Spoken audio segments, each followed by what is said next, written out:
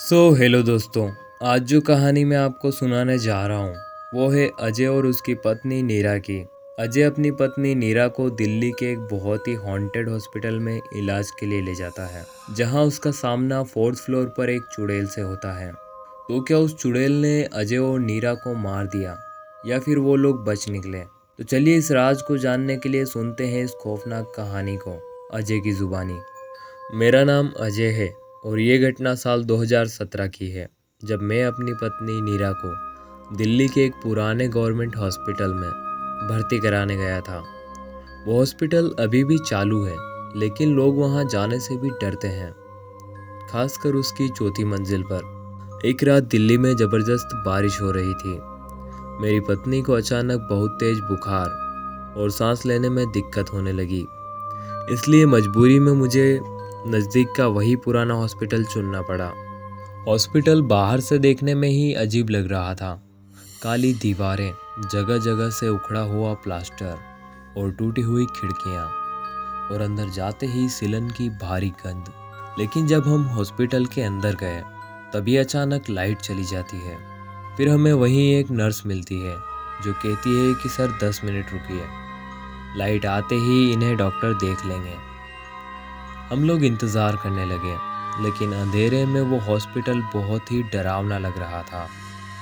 और थोड़ी देर बाद वो नर्स आती है जो कहती है कि सर बारिश के कारण थर्ड फ्लोर तक की सारी लाइटें बंद हो गई हैं। अभी कुछ देर में सब कुछ ठीक हो जाएगा, तब तक आप फोर्थ फ्लोर पर चलिए, डॉक्टर वहीं आकर इनका ट्रीटमेंट करेंगे। फिर हम ऊपर फोर्थ फ्लोर पर सीढ़ियों से जाते हैं, जहाँ लाइट तो थी लेकिन वहाँ हमारे अलावा कोई नहीं था। पूरा फ्लोर खाली था। आसपास सभी वार्ड में एक अजीब सी खामोशी थी और सभी वार्ड पर ताला लगा था। वो नर्स हमें एक ऑपरेशन थिएटर के सामने वाला रूम देती है, जहाँ थोड़ी गंदगी थी लेकिन वो साफ कर देती है। और तभी डॉक्टर आते हैं और नीरा का इलाज करके कहते हैं आपको इन्हें आज यहीं एडमिट करना होगा। और फिर डॉक्टर चले जाते हैं। सारी साफ सफाई होने के बाद वो नर्स नीरा को दवाई देती है और जाते वक्त कहती है कि सर इस रूम में जो पुरानी कुर्सी रखी है प्लीज़ आप उस पर मत बैठना। और ये कहकर वो नर्स वहाँ से चली जाती है। लेकिन उस रूम में बस एक ही बेड था जिस पर नीरा लेटी थी। काफ़ी देर खड़े रहने के बाद मैं थक गया था। फिर मैं उस कुर्सी पर बैठने की सोचता हूँ, लेकिन मुझे उस नर्स की बात याद आ जाती है। मुझे लगा शायद वह कुर्सी टूटी होगी, इसलिए बैठने से मना किया होगा। पर मैंने उस कुर्सी को चारों ओर से देखा। वो एकदम ठीक थी, बस उस पर काफ़ी धूल जमी हुई थी। मैं उस नर्स की बात को नज़रअंदाज करके उस कुर्सी को साफ करके बैठ जाता हूँ। उस कुर्सी पर बैठे बैठे मुझे नींद लग जाती है। तभी करीब रात 1 बजे नीरा सो रही थी। तभी मुझे कॉरिडोर से आवाज़ें सुनाई देने लगी। पहले मुझे लगा कोई नर्स होगी, लेकिन वो आवाज़ अजीब सी थी, जैसे कोई धीरे धीरे स्टील ट्रॉली घसीट रहा हो। मैंने उस कमरे से बाहर जाकर देखा।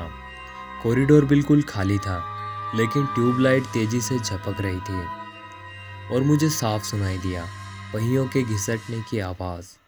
मैं डर कर तुरंत कमरे में लौट आया। फिर करीब 3 बजे मेरी नींद खुली। नीरा गहरी नींद में थी। जब मैंने कमरे की दरवाजे की तरफ देखा तो मेरे होश उड़ गए। दरवाजे पर एक औरत की परछाई खड़ी थी।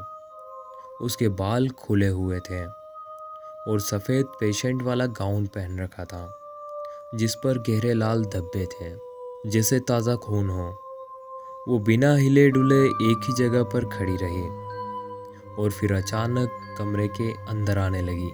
मैं चीखा और झटके से लाइट ऑन कर दी, लेकिन वहाँ कोई नहीं था। सुबह मैंने नर्स को ये सब बताया तो उसने मुझे डरते हुए कहा, साहब यहाँ हर मरीज़ यही कहता है, लेकिन सुनिए, कभी भी उस लकड़ी की कुर्सी पर मत बैठना। उस कुर्सी को जो भी मरीज़ या अटेंडर छूता है तो वो वापस कभी ज़िंदा नहीं लौट पाता। ये सुनते ही मैंने तुरंत नीरा को डिस्चार्ज करवाया और दूसरा हॉस्पिटल में शिफ्ट कर दिया। बाद में मुझे पता चला कि उस हॉस्पिटल में 80 के दशक में चौथी मंजिल पर एक बड़ा हादसा हुआ था, बिजली चली जाने से ऑपरेशन थिएटर में कई मरीज मर गए थे, जिनमें एक औरत भी थी जो कि उसी कुर्सी पर बैठकर अपने ऑपरेशन का इंतज़ार कर रही थी। लोग कहते हैं कि उसकी आत्मा आज भी चौथी मंजिल पर भटक रही है और वही कुर्सी उसका ठिकाना है। तो दोस्तों, अगर वीडियो अच्छी लगी हो तो प्लीज़ लाइक कर दीजिएगा और जाते जाते हमारे चैनल को सब्सक्राइब कर दीजिएगा।